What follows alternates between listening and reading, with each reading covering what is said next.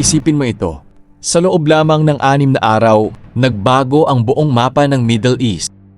Isang maliit na bansa na napapaligiran ng 3 malalaking kalaban ang gumawa ng isang malaking hakbang na ikinagulat ng buong mundo. Ang tanong ay simple. Paano nanalo ang Israel laban sa Egypt, Jordan at Syria sa loob lamang ng 6 na araw noong 1967? Ito ang kwento ng 6th Day of War. Bago magsimula ang lahat, dapat nating intindihin muna kung gaano katindi ang tensyon noon. Pero bago natin simulan ang video na ito, kung gusto mo ng ganitong mga topic, ay huwag mong kalimutang mag-like at mag-subscribe para lagi kang updated sa susunod kong mga video. Noong 1948 ay itinatag ang Israel. Bago nagsimula ang digmaan, matagal nang puno ng tensyon ang rehiyon ng Middle East. Matapos maitatag ang Israel, noong 1948, nagkaroon ng matinding pagtutol mula sa ilang Arab countries. Dahil hindi nila tinanggap ang pagkakaroon ng bagong bansang ito, sa mga sumunod na taon, nagkaroon ng maraming sagupaan sa mga hangganan ng Israel at ng mga kalapit nitong bansa. Patuloy na lumalala ang hindi pagkakaunawaan at unti-unting nabuo ang sitwasyon na maaaring humantong sa isang malaking digmaan. Noong May 1967, lalo pang uminit ang tensyon nang magpadala ang Egypt ng maraming sundalo sa Sinai Peninsula. Sa ilalim ng pamumuno ni Gamal Abdel Nasser, pinaalis din ng Egypt ang United Nations peacekeepers na nakatalaga roon, na naging dahilan para lalong kabahan ang Israel. At ang pinakamalala, isinara niya ang Strait of Tiran. Napakahalaga ng dagat na ito para sa Israel dahil dito dumadaan ang kanilang mga barkong pangkalakalan. Para sa Israel, ang pagsasara nito ay direktang deklarasyon na ng digmaan.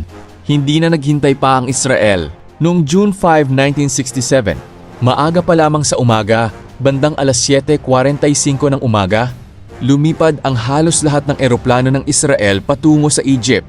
Ito ang tinawag na Operation Focus. Ang plano ay simple pero mapanganib. Bombahin ang lahat ng airbase ng Egypt habang tulog pa ang mga piloto at nasa lupa pa ang mga eroplano. At nagtagumpay sila. Sa loob lamang ng 3 oras, nasira ang mahigit 400 na eroplano ng Egypt.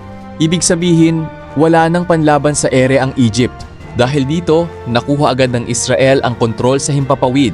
At sa isang digmaan, kapag hawak mo na ang ere, kalahati na ng laban ang panalo mo. Pero hindi lang Egypt ang kalaban ng Israel. Dahil kaalyado nila si Egypt, sumali din ang Jordan at Syria sa laban.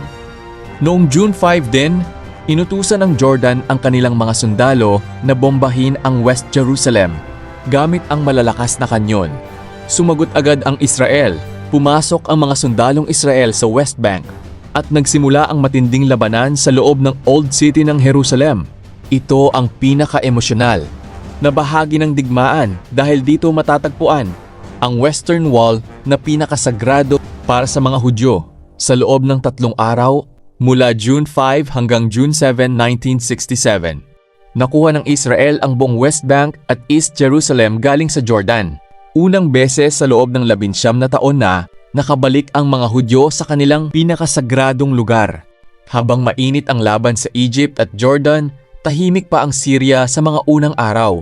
Pero noong June 9, 1967, nagdesisyon ng Israel na umatake na rin sa Syria. Ang problema, ang Golan Heights ay nasa ibabaw ng bundok at napapalibutan ng mga bunker ng mga sundalong Syrian. Napakahirap kunin ng lugar na ito, pero gamit ang suporta ng mga eroplano at ng mga tangke, unti-unting umakyat ang mga sundalong Israel.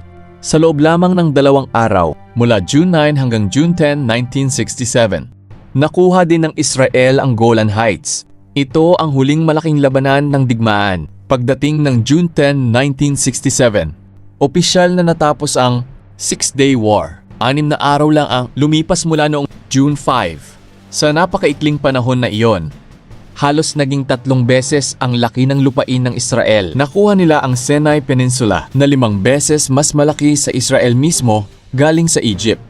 Nakuha nila ang West Bank at East Jerusalem galing sa Jordan. At nakuha nila ang Golan Heights galing sa Syria. Nabigla ang buong mundo sa bilis at sa laki ng tagumpay ng Israel. Ano ang sikreto ng Israel kung bakit sila nanalo ng ganito kabilis? Una, may sorpresa. Sila unang umatake kaya hindi nakapaghanda ang mga kalaban. Pangalawa, May disiplina at plano. Sanay ang mga sundalong Israel at alam nila eksakto ang gagawin nila.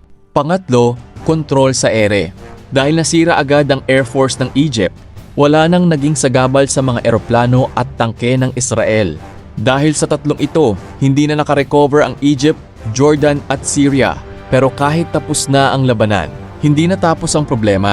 Hanggang ngayon, hawak pa rin ng Israel ang mga teritoryong nakuha nila. Ang Sinai ay ibinalik lang sa Egypt noong 1979 matapos ang Peace Treaty.